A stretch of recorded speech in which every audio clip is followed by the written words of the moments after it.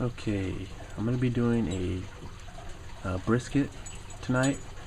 It's about 1:30 in the morning, so I'm kind of talking low. Sorry if you guys can't hear me, and my dog's getting in the way here. But tonight I'm gonna be doing a brisket, and I'm gonna try using the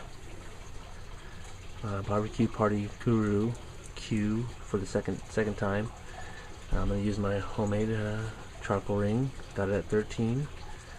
The brisket's about 12 pounds, so I'm figuring about 5-6 hours smoke. I'm gonna set the temp to 235, and I'm gonna let it go. I'm gonna set my ready check to 165 for the meat temperature, and then at 165 I'm gonna go ahead and wrap it. Get away from there. I'm gonna go ahead and wrap it at 165, and then take it off about 195. Tonight I'm going to be using some Royal Oak lump charcoal. I usually don't use lump charcoal, I usually use Kingsford, but I wanted to see how it reacted with the Barbecue Guru Party Q, so we'll see how that goes. Alright, so I'm going to go ahead and set it up and then check back in and see how it goes. Thanks. Alright, just wanted to get a quick little shot of me trimming out the brisket. Everybody has their own, common way of trimming the brisket is to trim a little bit of fat off the top, and don't trim it all off, leave a little bit, because that's where all the flavor's at once it gets melted down or rendered down. Basically what I do is I just feel around, and if there's any hard fat, like really hard fat, just cut it off. So I'll just feel around, and if I feel something really hard that's fatty, I'll just cut it off. But see, like this right here, I really won't take too much off of this. I'll take very little off of this. But if there's fat, like a lot of hard fat, like over here, this is really hard, I'm going to cut it off. I'm going to cut it down, trim it down. And then on the other side, you want to take the silver skin off. These pieces of fat here. There was a big chunk of fat here that was really, really, really hard. Took that out. And I'm going to take, most of this off. I'm going to cut it, take it out, because it's just going to burn. It's not going to render down. It's too fatty, too hard. So I just want to get that little shot real quick. Alright, thanks. Alright, the brisket's on. Hey, get down from there. Brisket's on. There it is. I got just salt and pepper on it, outside down. There's the probe for the ready check. Barbecue Guru. Barbecue Guru is set for 235.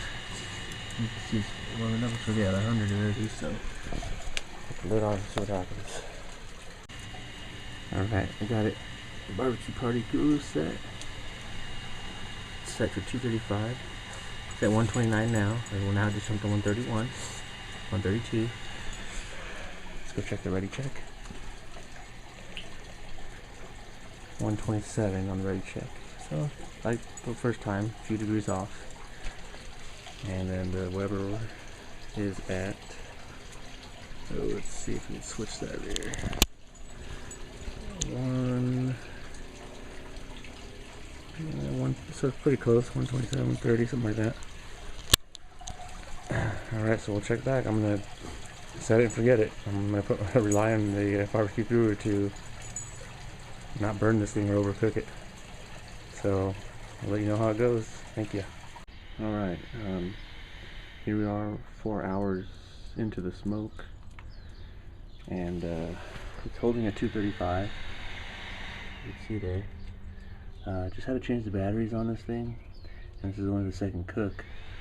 But I did read on the forums that a lot of people complained about the batteries having to be changed a lot on this thing, because if the fan's running constantly, then it's going to drain the battery. So a lot of people on the forums were recommending, on the Barbecue Guru website, were recommending just change the batteries after every cook.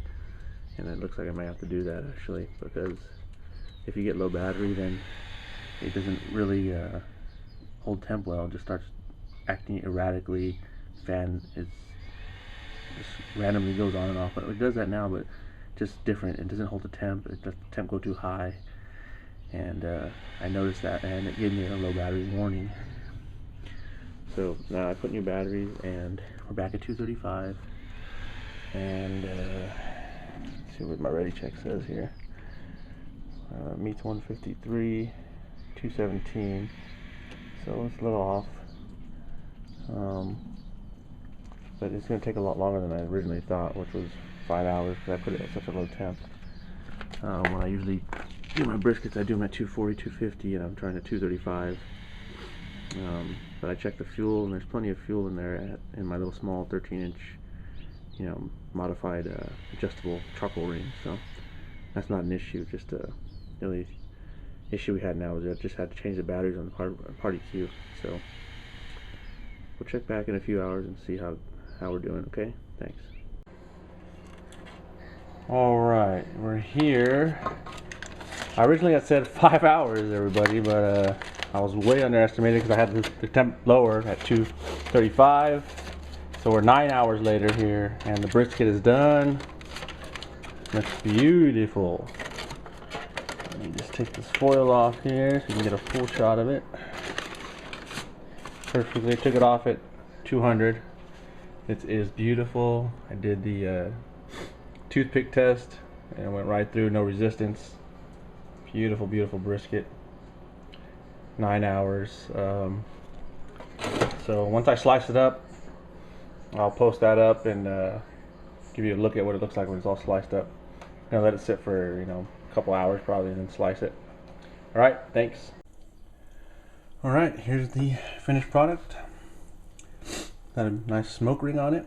It's real tender. Did the pull test. See if I can do it with one finger. Look at that. Boom. Perfect. Beautiful moisture. Tastes delicious. All I did was salt and pepper. Sea salt and coarse black pepper. And tastes good. Came out good. Party Q did its job. Held it 235 the whole cook. And once again, Party Q was awesome. Use it again, definitely. Charcoal ring, I got about 7 hours out of it, and then I had to add some charcoal to it. See, I'm not sure if I would have used the regular briquettes, if it would have gave me the whole 9. But I was using that lump charcoal, and that stuff burns fast, and hot. So I'm not sure. I'll have to try it again with just Kingsford in there and see what happens. But yeah, there's finished product. All right, see you guys later.